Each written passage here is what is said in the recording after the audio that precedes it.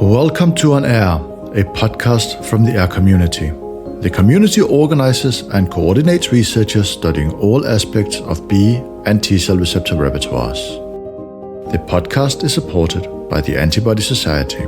For more information, please go to antibodysociety.org. This podcast has a special focus on clinical use of the adaptive immune receptor repertoires. We will look at how repertoires are currently used in the clinic and also discuss different opportunities where repertoires can be a great addition, the reasons why we are just not quite there yet, and how to overcome the obstacles. We are happy that you joined us for this episode of On Air. Welcome to this special episode of On Air, the podcast of the airr community with a special focus of the clinical use of the adaptive immune receptor repertoires. The podcast episode is hosted by me, I am Ulrik Stervbo. And me, I am Sofie Gielis. Today we are recording from the beautiful city of Antwerp, where the fourth TCR meeting is taking place. And a common theme throughout this meeting is the challenge of predicting epitope-specific T cell receptors. And to dive deeper into this, we are joined today by three outstanding experts in the field. We have with us Meyer from Cold Spring Harbor Laboratory in the United States. Welcome to Antwerp, Hannah. Hi, thanks. We have Professor Kilian from Friedrich-Alexander-Universität Erlangen-Nürnberg in Germany. Hello, Kilian. Hi, very good to be here. And we have Professor Hashem Koohy from University of Oxford in the UK. Hello, Hashem. Hi, pleasure to be here.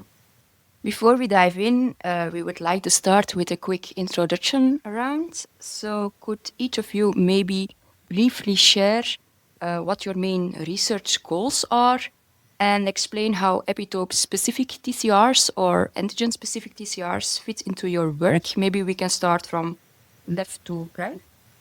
Sure. My name is Kilian. I'm a medical microbiologist and T-cell immunologist, and my lab studies human antigen-specific T cells, mostly CD8 T cells, but sometimes also CD4 T cells. And our theme is understanding and engineering human T cell immunity. So we have now the ability to re-express T cell receptors and thereby study their function or validate their epitope specificity. So that puts us in a nice position, but makes it even more important to identify T cell receptors or identify epitope specificities. And we look into various contexts. So we are very broad as far as the disease entities are concerned. After vaccination against infectious diseases in the context of autoimmunity or cancer. But everything centers around this TCR peptide MHC interaction and the ensuing clonal dynamics, population dynamics on a cellular level. Yeah, I'm Hashem Koohy, and I'm associate professor at the University of Oxford. And I lead a research group with a focus on taking quantitative strategies to basically decode the principles of T cell recognition of antigens. As we all know, T cell interaction with antigens is really at the heart of all human diseases. Cancer immunotherapy is a key example. We also have them in infectious diseases and also autoimmune and autoinflammatory diseases. But despite the importance of it and despite the emergence of cutting-edge technology and experimental technologies that gives us huge amount of data, the problem remains open and remains as a big challenge in the field. And this is what we do. We try to incorporate this multimodal data into various machine learning or statistical modeling to see if we can find out more about how T cell recognize their target antigens, how T cell responses trigger. Hi, my name is Meyer. I'm an assistant professor at Cold Spring Harbor Laboratories, and we study everything thymic selection. So basically, how are T cells educated? And how do we make sure that they're both functional, so they make TCRs that can recognize pathogens, and at the same time that they're safe, so we prevent autoimmune diseases. And we use a number of systems immunology approaches, combining omics technology with imaging, and then using both probabilistic, theoretical, and empirical models to put all the data together and find models for how TCR specificity develops and the consequences for both generalizing to safety and discrimination foreign from self. Okay, that's all very interesting. Thank you. So before we will discuss like the main challenge of today's topic, TCR prediction, we would like to consider first how these epitope prediction tools could be used outside of basic science. So how do you see their diagnostic value, and which diseases or conditions do you think it will value most? I mean, we want to identify the epitopes and potential T-cell receptors. And I think in the context of cancer, it is both very relevant to identify T-cell receptors and epitopes. But in order to identify the T-cell receptors that you could use for cellular therapies, you first need to identify the epitope that these TCRs are supposed to see. In the context of autoimmunity, the epitopes can teach us about the antigens that maybe induce autoimmunity. So I think there we can still learn a lot, and we need to learn a lot about the pathogenesis of the diseases. But as a perspective, once we've identified antigens, we can also develop tolerogenic therapies that are based on these antigens. In the field of infectious diseases, we already have the vaccination with the pathogens. The antigenic landscape is more defined. But for example, if you look at vaccination, the T-cell response is often understudied compared to the antibody response. And we don't understand well enough still, even after decades of using vaccinations, how, for example, memory is established, how cross-reactivity can be used in the case of vaccination, just to give a few examples. To basically add to this conversation, starting by infectious disease, I think another aspect of it is variability of disease outcome. And here COVID-19 was really a good example. And at the beginning, one key question that the whole community was facing was that why we see that level of basically variability of disease outcome. And one of the main suspects were obviously T cells. And when it comes to T cells, it was about T cell cross-reactivity. And it's a topic that basically is not well understood, and it's, despite again its importance, is open question. When comes to autoimmune or autoinflammatory diseases, the reality is that really the heart of all these diseases, we have a population of self-reactive T cells.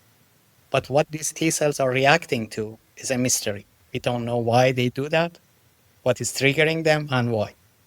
And by understanding this, then we will have different options. We can actually prevent perhaps some of the autoimmune diseases by modulating either T cell receptors or perhaps modulating their target self-antigens, or we can develop some treatments for them. And when thinking of cancer and cancer immunotherapy, basically, I think actually cancer immunotherapy was mostly focused on T cell and T cell response, and still is. But the whole community very soon basically realized that actually a key problem here is that we don't know which antigens T cells are reacting to, why, and how to identify those target antigens. Why we get sometimes cross-reactivity, and we end up treating cancer, but the patient dies not because of cancer anymore, but because of the cross-reactivity caused by T cells. So it's a huge potential here from whatever angle that we look into it. Yeah, and maybe just to connect these two, I think the cross-reactivity, as we've now heard from both the other panelists, there's the challenge of autoimmunity. There is the challenge of actually having enough of a response in the infectious diseases, but also there's the crosstalk between these where it's not just the TCR specificity, but also the context in which the response happens. And is there some impact of the infectious disease on actually triggering some autoimmune responses by cross-reactivity of epitopes that are actually shared between self or non-self, or at least close enough for the TCR to recognize? And then similar to the cancer antigens, where yes, we might be able to engineer TCR to be even more specific, but the cancer antigen is still somewhat derived from self. So how can we prevent these really strong self-reactive responses that have led to fatalities? So let's see if I can then summarize all your points. So there is a bit of this. Kilian, you mentioned infectious diseases, and then there's a theme of autoimmunity and cancer. And there, the big problem is that so cancers are essentially self-peptides that are just slightly different, and all T cells are cross-reactive, and this poses a major problem to be solved. Yeah, I think it's a problem, and it's also a by design, right? Like you need to be cross-reactive enough to actually keep pathogens at bay as well. Like you don't want to be for pathogens to easily mutate away, and then so on a single sort of clone level, and then also what is the spectrum of pathogenic space that we can cover with a whole repertoire response? So what is that coverage? So I think it's on both levels. Yeah, perhaps to add to this, the root of it, as I think of this question, is that T cells are really clever cells, and we really don't know how they distinguish self versus foreign pathogens, self and non-self. That is a simple but a key question here. So if we know this, then some other problems perhaps will be easier to deal with. And to zoom out again, I think answering your question, I try to first say, okay, T cells are important. This riddle, this mystery, epitope recognition is important for many diseases across different disease entities, infectious diseases, autoimmunity, and cancer. And even leaving out cross-reactivity at first, identifying these epitopes and T-cell receptors can help us in developing cellular therapies and enhancing vaccination and developing tolerogenic therapies. But cross-reactivity, I think, now came up because it's fascinating, because, as Hannah said, it connects these different disease entities. And that is why you cannot view these disease entities on their own, but you always have to think globally, and that's the beauty of the immune system, I think, why we are fascinated to study it. So you've all mentioned like a more, let's say, therapeutic angle to some of these things, but therapeutic a couple of times. But how can we think for identifying epitope-specific T cells be beneficial in a diagnostic setting? I mean, the effort is there from the company Adaptive Biotech and Fred Hutch. I think it started with this 2017 Nature Genetics paper that based on the TCR repertoire, CMV seropositive individuals can be distinguished from CMV seronegative individuals, and then Adaptive Biotech developed this T-Detect assay, which was also FDA approved during the pandemic, and now in a series of mostly preprints, they've shown that for different pathogens, you can do this one assay that captures all these different exposures at the same time. Earlier this year, Scott Boyd's lab from Stanford published a science paper that caused a lot of attention.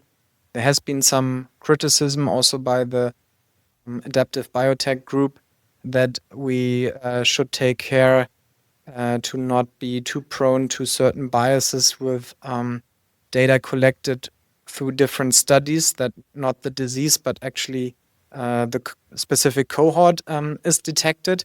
And I really like that we have this open discussion. Yeah? This is how it should be in a scientific community, that things like that are drawn to our attention, not kind of blaming somebody for something, but having just a scientific, open, critical discussion, because this is the way to move forward as a community. But obviously, going forward, if we could diagnose autoimmune diseases with that, would be extremely powerful. If we had one assay that allows simultaneous detection of antigen exposure across hundreds of human pathogenic viruses, bacteria, and so on, would be extremely powerful to detect immune exposure in settings where maybe antibodies are not reacting, such as in B-cell depleted individuals. So I think there's huge diagnostic potential for both TCR and BCR sequencing. Yes, when it comes to basically diagnostic potential of the T-cell repertoire,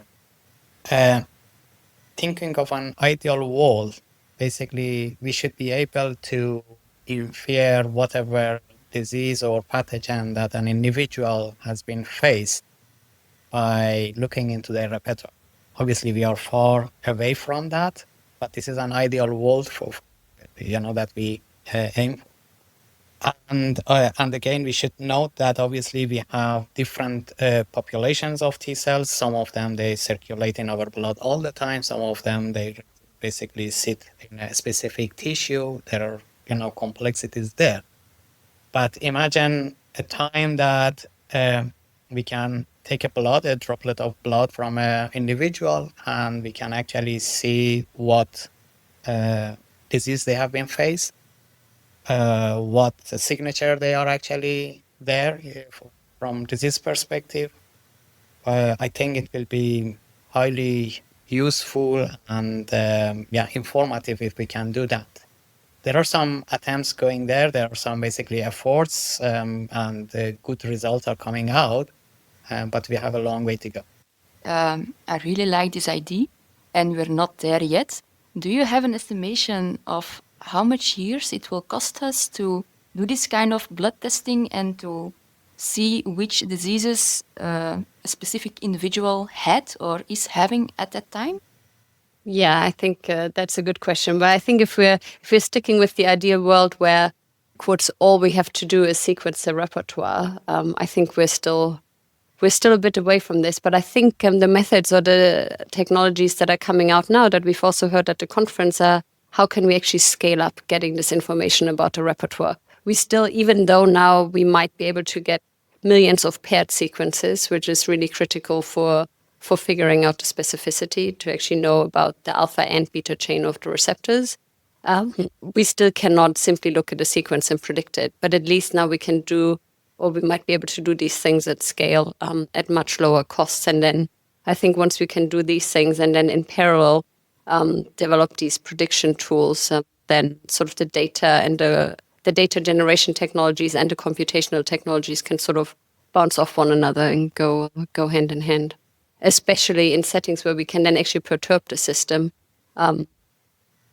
reevaluate the repertoire and use these much larger data sets for informed new model development. We are going now ourselves a bit into this disease diagnostics direction, so we are already working on it. So we discussed a lot how to do smart sampling strategies to cover as many antigen exposures as possible. And I think we are already there, that we can have the data already actually to stratify individuals according to common exposures for which there also exist negatives. Yeah, but it's difficult to identify individuals that are seropositive. So I'm saying sero, although serology is serum, the cell-free component of the blood. So actually only referring to antibodies by definition, but by exposure positive individuals that to rare diseases, like let's say HTLV or something like that, yeah, then it's a lot of work to recruit these individuals for these rare exposures. And the other way around, for example, EBV, everybody is EBV positive, so you need extra effort to get the negative individuals, or all these exposures that we get at early childhood, like through the measles vaccination or whatever. So I think the recruitment for these rare positivities and negativities, that will take a lot of time. For these common exposures, we are almost there yet. So there I'm very optimistic that we can apply it in a very quick manner. Do you also think just a drop of blood? Because I picked up on that, and I think that might be a little bit too optimistic. It is. I think another thing to note, firstly, that is the reason basically I said in an ideal world, okay? But another thing to note here is that these things will not come, at one point of time exactly. It will start with, some gradual improvement all the way along. And in some contexts, for some diseases, it will be much easier to do that. For some others, will be very, very difficult. Again, going back to diseases, thinking of cancer, sometimes I like to think about it in a very simplistic, basically way. And that is, we know that cancer is initiated by some mutations. Mutations happens all the time in our body. Majority of them are harmless, but some that are basically harmful and cancerous. And that happens all the time.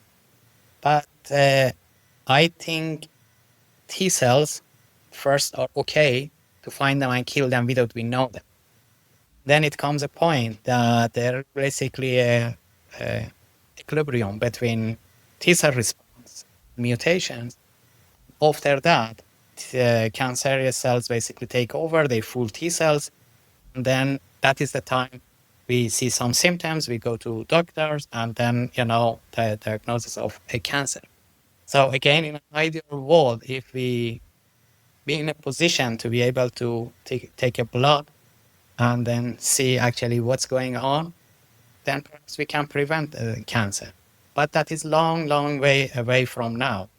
So it's, it wouldn't be just one point of time that we will be able to do that. And also, another contributing factor is developments that we see in either AI or machine learning, basically technologies, or experimental technologies that actually will make it much easier to quickly to take a blood, they look at the pattern of your blood cells. It's clear that diagnostic use of repertoires will come gradually, but which disease do you think will be the first one where we will see some real impact? Because CV and EBV might be obviously solvable with repertoires, but it's not a thing where we need repertoires to actually look at these things. So where do you see the biggest impact and the first disease of, in this case, T cell receptor repertoires? I mean, as a clinical setting, I think the most interesting is, on the one hand, for example, early pregnancy in healthy women, where you would do broad screening for seropositivity, because there this one assay does it all. Approach is more powerful. After hematopoietic stem cell transplantation is another setting where broad assessment of baseline immunity that is present is extremely helpful. But I think also perhaps commercially, where then the companies will be most interested, which will accelerate the actual development of a clinical product. I think the most exciting avenue is autoimmune diseases, because there the diagnosis is so far more complicated and composite, combining imaging, patient history, complicated lab tests, and so on. And if you could, with one assay, say, okay, there's a ton of diabetes-associated TCRs or whatever, then I think this would make the biggest difference clinically. And also should note that although we are far away to be able to T cells to their target the chance. But we have already basically started seeing the benefits. Different levels. For instance, earlier I spoke about COVID-19 as an example and the variability of disease outcome. Another aspect of that, very similar with underlying immunology, is variability of response to vaccination. People already have shown in COVID-19 and some other infectious diseases that this is due to perhaps cross-reactivity, and cross-reactivity is different with population with different HLA types. Therefore, that actually helps to come up with a better vaccination strategy, perhaps, the frequency of the vaccination or a stratification of population for vaccination. These are all sorts of benefits that we already see. I would like to make also one addition that is, I think, important when we talk about this in a public forum, like a podcast, is ethical consideration that we may be able to look very deeply into the past of an individual over a lifetime. And this is what we need to consider, and we need to have an ethical debate. I really like that you brought up the 3 E's of immuno editing and cancer control, because maybe we will see these TCR clusters that are specific for KRAS or P53 or whatever that we will suddenly detect, or let's say melanocyte signature, and then be able to say, hey, this person probably had a melanoma at some point, or like a tumor that at least expressed a KRAS mutation. And so this consideration, I think, is important. Yeah, that was a very nice overview.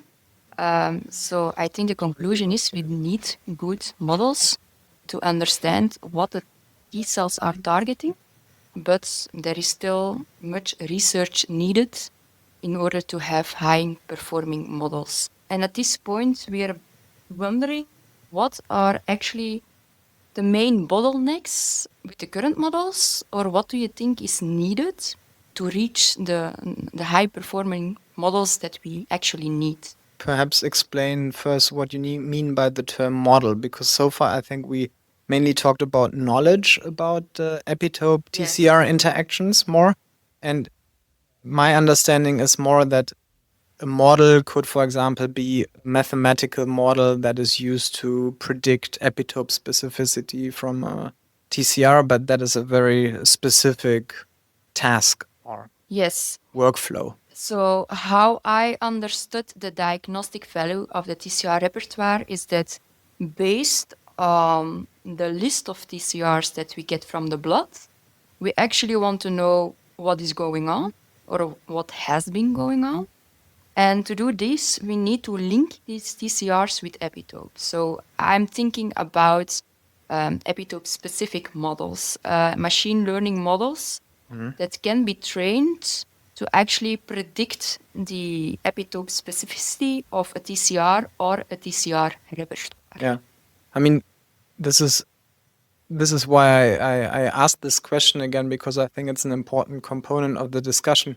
We had this also at this conference multiple times. It's now almost a truism, so everybody knows it's true, that it's mainly a data problem, not a bioinformatic problem, what we're talking about. And I think the models for disease diagnostics are also not the problem, the bioinformatic models. It's can be easily done, this differentiation of exposure, positivity, yes or no, once the data are there. So there it's really the data that we are lacking. Complexity of the data that we need. Is that maybe one of the reasons why it's so difficult to get this data and to get good performing models? Yeah, I think the reason why it's so challenging to collect this data, or one of the reasons, is that TCRs are picky, right? They don't look at the epitope and make a decision of whether they will activate the cell that carries them and start a response, but they need to see the epitope in the context of a molecule that's on the cell surface. And in humans, that's the most variable genetic locus that we have. So for collecting all of this data, you're always in dependence on this molecule, which is MHC molecules, so in human we call it HLA molecules as well.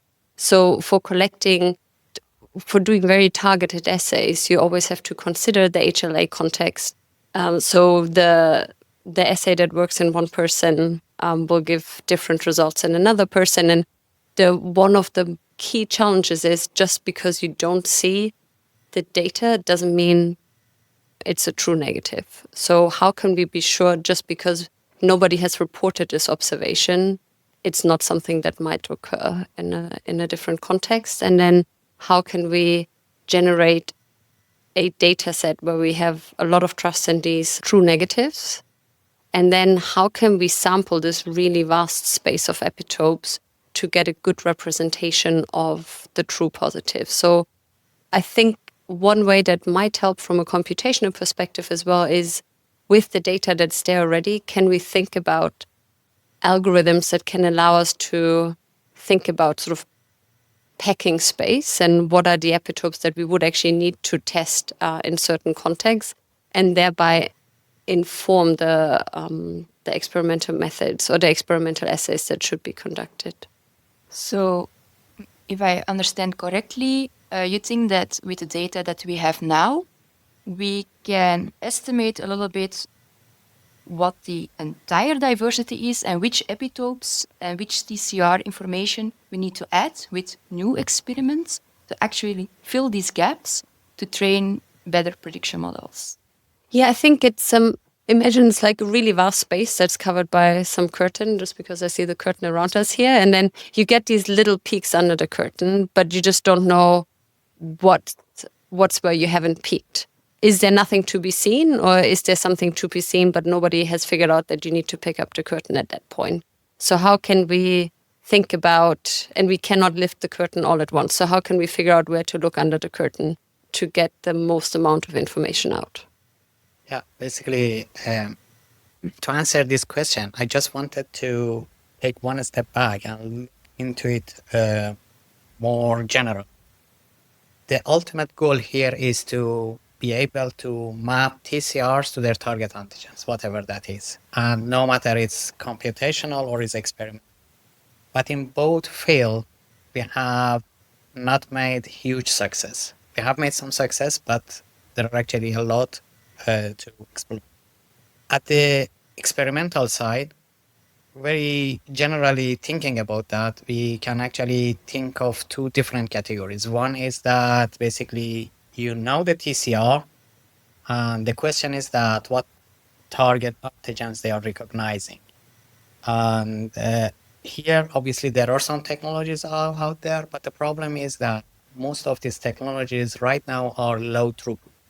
You take one TCR at a time and make a combinatorial space of all possible targets, attach them to some MHC molecule of interest, and then put them in front of your TCR, and then you will see target antigen. Obviously, there are some downstream analysis for validation, but this is one strategy. So the problem here is that one TCR at a time is basically a zero compared to an infinite space. The other side is that in situation that we know target antigens, and the question is that which TCRs are recognizing this. We have some single technologies that they do this. They are expensive, yes. But the problem here is that you need to have the target antigens a priori. But in serious diseases like autoimmune diseases, autoinflammatory diseases, in cancer, we have no clue whatsoever what the target antigens are. And again, these basically experimental technologies, they are very helpful, but they are not helping us to answer the key questions that actually we are facing at the medical and at the immunological level. And then we have all these developments in AI and machine learning or a statistical model. Why they are failing? I completely agree. One key problem here is data. Data is very unbiased. Data is very patchy. Data is basically collected in different time points from different technologies. And it's quite a lot of basically problems to address here. But in addition to that, actually, there are some other issues. And I believe here we still haven't actually managed to manage our expectation. What is it actually we want here?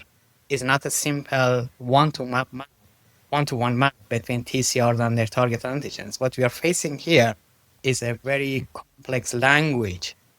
Instead of basically aiming to predict, I believe we need to aim for decode, understand the underlying principles and underlying mechanisms of this interaction. And therefore, I actually, even we don't know what the success is here, what we are aiming for. And until basically we haven't formalized what we are looking for, what the success is, what we are looking for, we will end up developing some models that, it will be marginal improvement, but in reality, we wouldn't be actually, we are not there.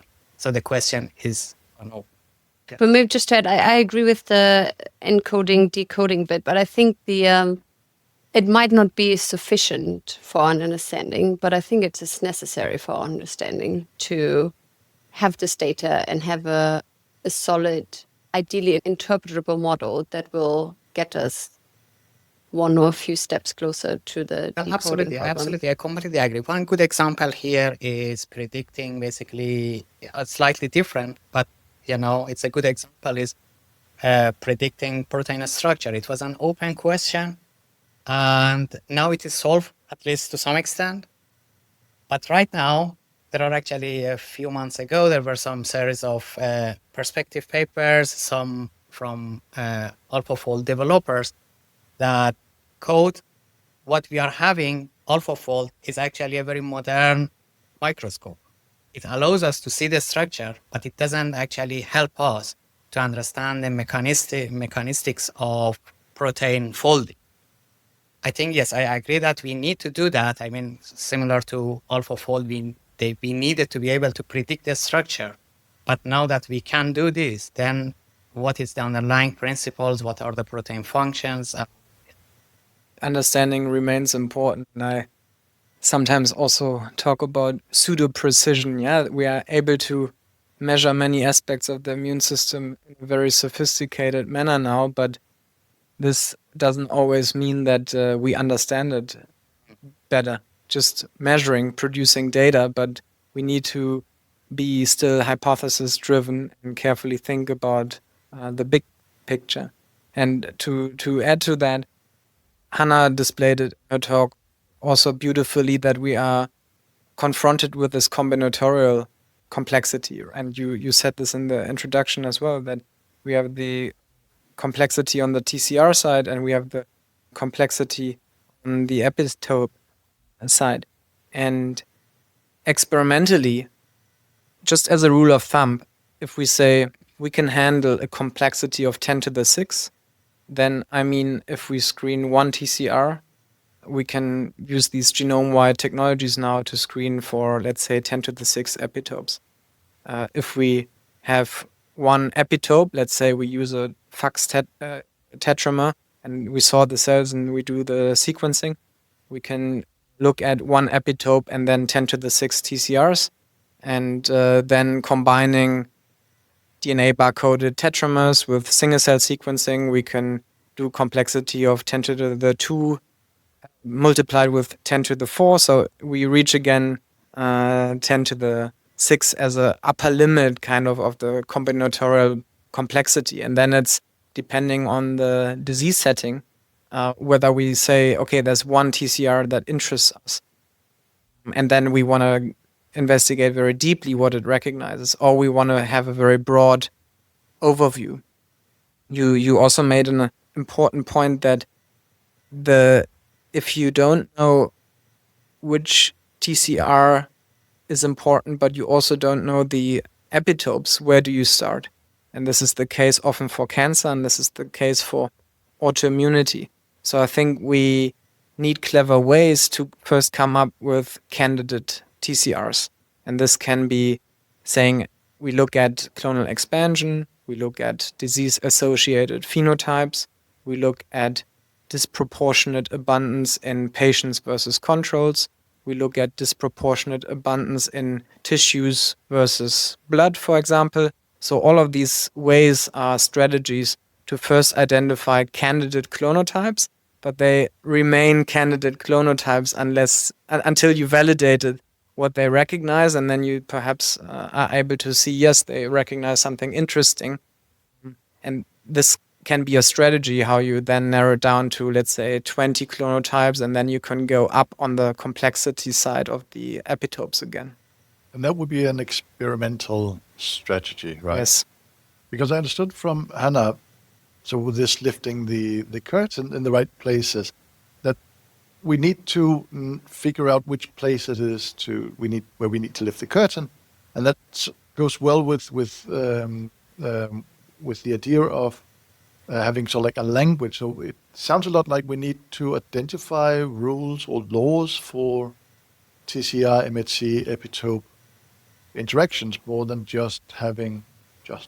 having statistical models, having more directly, physical predictive models. I mean, it's an interplay between wet lab and dry lab, and Hannah showed that with Batman we can have this iterative learning, and we also showed this with the P-team algorithm before, that the mathematical side can help to identify curtains that should be lifted experimentally.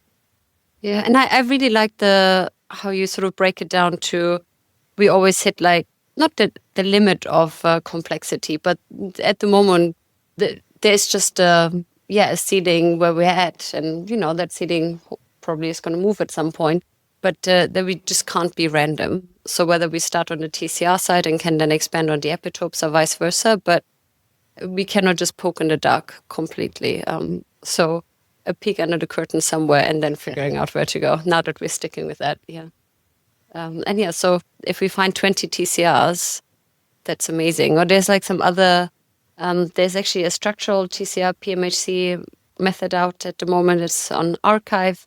And we found it as well, where we can actually, for somewhat unknown epitopes, we can get a positive predictive value of 50%, which, maybe doesn't sound amazing. But actually, if you tell me there's like 10 epitopes you need to test, 5 of them will be fine. That's amazing for actually narrowing it down.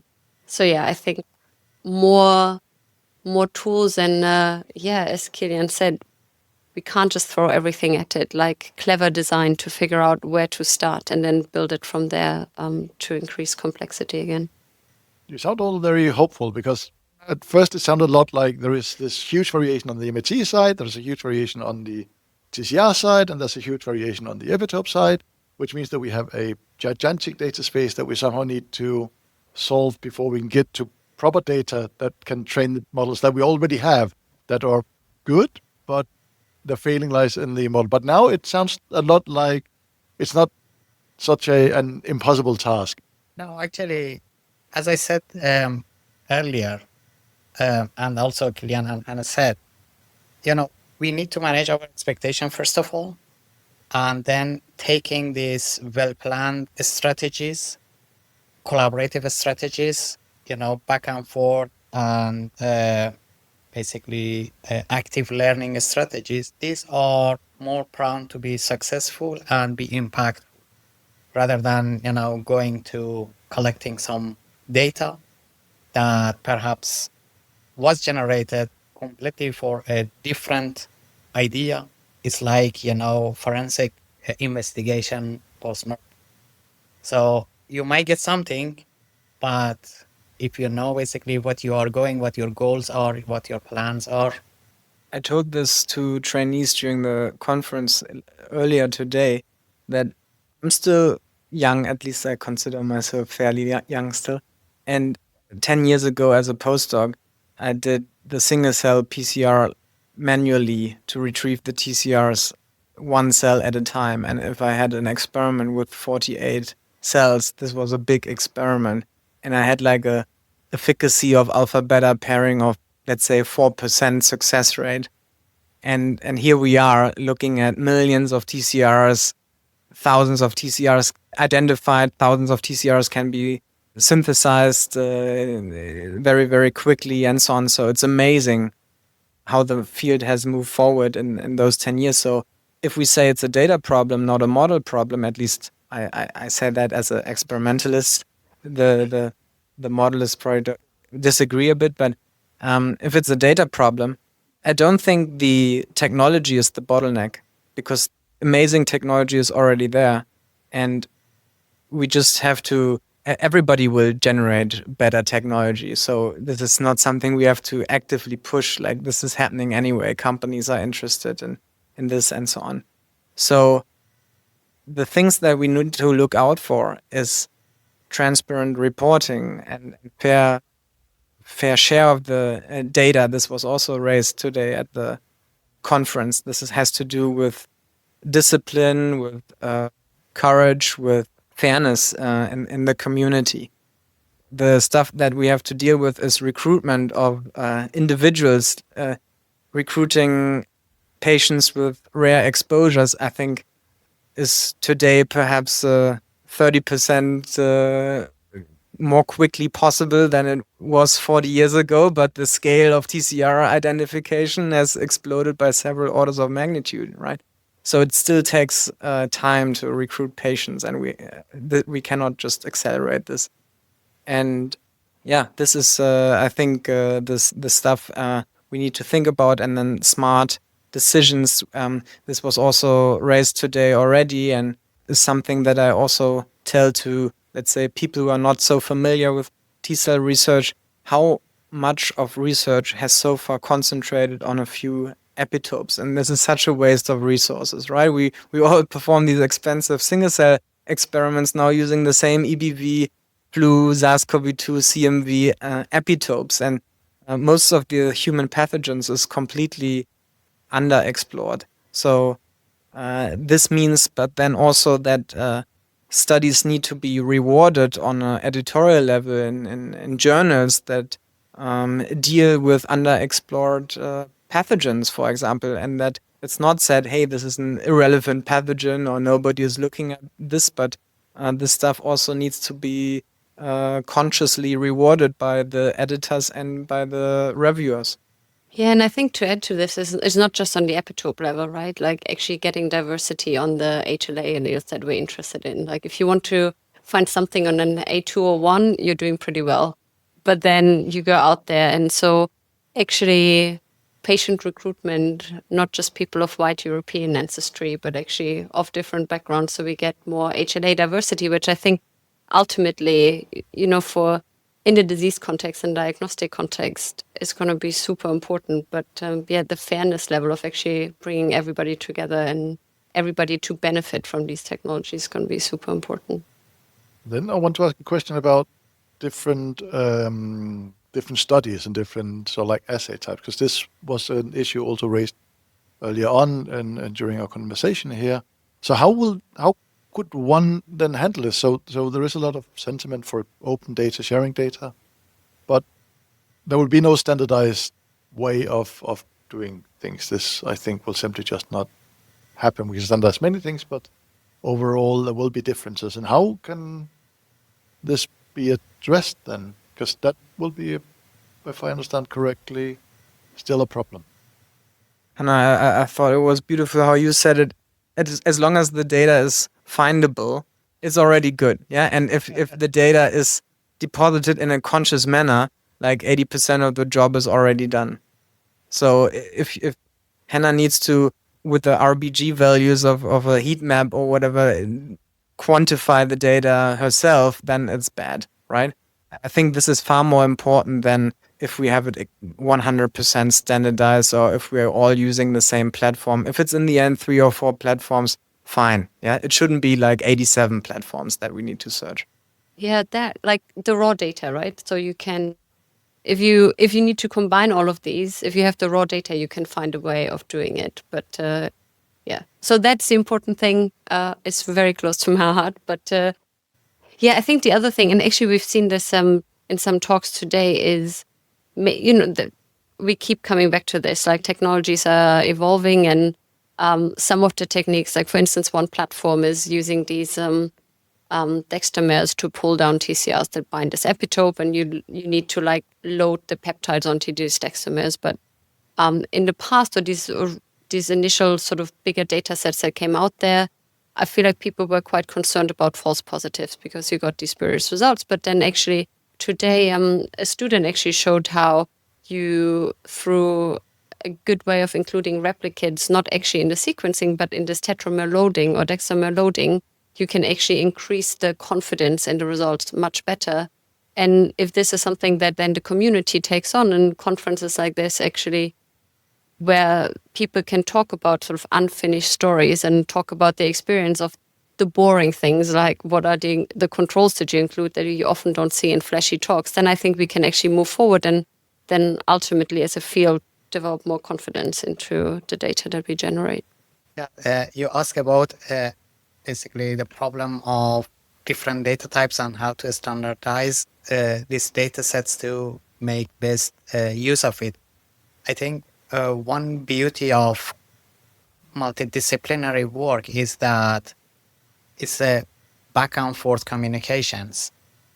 It's not just the case that we have some models to allow us to analyze our data, understand our data, but also our data generates new mathematical theories. For instance, this is this data completely developed by a technology. This is another data from completely different technology, different underlying assumptions. Now, how we can actually project this with each other and either normalize them or standardize them, at the simplest way to be able to combine them in a fair manner and take it from there. And another perhaps hopeful thing is, from my point of view, is this deep generative models actually that these days are coming out, and these are very strong and very powerful, and they can actually combine data from different resources, allow you to generate some new data yourself. It's not generating data at the experiment, but with the models that you develop, and then take it back to laboratory and functionally validate them. Okay, maybe one last question. Maybe we can end with a fun question. Imagine you have unlimited budgets and unlimited samples. What experiment would you set up to take this field that step further towards our blood sample and TCR repertoire diagnostic future? I mean, talking about the disease diagnostics, of course, deep sequencing of the repertoires of people with known exposure histories, I think it's almost a no-brainer that this will help the field. And we can, luckily, as an individual, we don't have unlimited money, but as a community, we have pretty high amount or pretty large amount of money. So I think we can achieve a lot as a community there. And with regards to individual epitopes, we also established this approach that was published by Michael Birnbaum and two other groups 3 years ago with the peptide HLA lentivirus libraries that can be used to screen for epitope specificities. So I would really like to set this up for different HLA alleles, class 1 and class 2, to do very broad screenings, because then you have this epitope specific resolution, which I think is key not only for better models, but also for interesting biological and medical hypotheses. Yeah, for me, there are different angles actually that you can generate data, and it will be very helpful. As Anna said earlier, HLA or MHC molecules from minority backgrounds is a key problem here. We don't have data for some of them, actually almost zero. So generating any data from those populations will be very, very helpful. Will diversify the data set that we have, and the more diversified data, more information for computational and mathematical models to start learning the pattern. And then, another strategies, yes, as we discussed earlier, in most of the autoimmune or autoinflammatory diseases that I have been involved with. Actually, tomorrow I will be touching on this by looking into basically the composition of immune repertoire and the clonal expansion of them. You get some hints, basically, what are the potential TCRs that you should be looking into. If you have enough of money to collect all those TCRs and generate their targets, not only with one technique, but with different techniques, because one issue here we are facing is that we don't know the false positive rate of those. We don't know the false negative rate of this.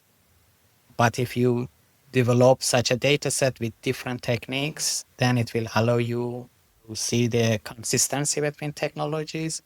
It will allow the model to basically be generalizable, because the model needs to see variation from different techniques, not some variation which is inherited to one technique here. So strategies like that will be very, very helpful, but obviously they are costly. And we see already, I mean, today we saw a number of seminars that, they had generated clever data set that will be very helpful moving forward. Yeah, so maybe just for perspective, my research program is really sort of very basic research on this idea of how can tolerance induction actually work. And what I would absolutely love is that a lot of our models and the data that we generate makes a lot of assumptions from how we go from gene expression to what T cells are actually trained on, to actually generate some high quality immunopeptidomics data where we can lift some of these restrictions on the data and actually understand these relationships. And then also, if we think, and what I truly think, because that's what's exciting me about this research, is that actually central tolerance induction is crucial for peripheral tolerance, because it's also training the T cells that help with the peripheral tolerance. But we don't have good in vitro models for human tolerance induction. So I would love to establish an in vitro system, and we're working on it, but then actually scaling this up to have a system where we can study this across samples from many, many humans, and thereby get the variation that we see in the basically the inter-individual variation that we see in all of these peripheral data sets, but actually going back to the very beginning and seeing what happens there, that might explain some of these phenotypes. So this brings us to the end of this episode of On Air, the podcast of the airr community, with a special focus on clinical use of the adaptive immune receptor repertoires. The podcast is supported by the Antibody Society. Please go to the website antibodysociety.org to get more information about the sponsors. Yeah, thank you all for joining here today. Thank you so much. That was fun. Yeah, Thank thanks you. for having us. If you have any questions or comments, drop us a line at airr@airr-community.org or tweet using the hashtag #OnAir with 2 R's. All links and contact information are in the show notes. Thank you for listening to On Air.